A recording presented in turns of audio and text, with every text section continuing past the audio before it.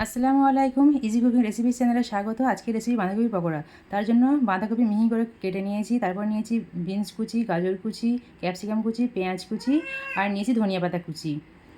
দিয়েছি সামান্য লবণ, সামান্য গোলমরিচ গুঁড়ো, 1 চামচ আদা রসুন বাটা, দিয়েছি সামান্য ফুড কালার, 4 চামচ ময়দা আর তার হাফ কর্নফ্লাওয়ার মানে 2 চামচ কর্নফ্লাওয়ার, আর ওপর থেকে দিয়ে দিয়েছি ম্যাগি মশলা। এবার সমস্ত কিছু খুব ভালোভাবে মাখিয়ে নেব।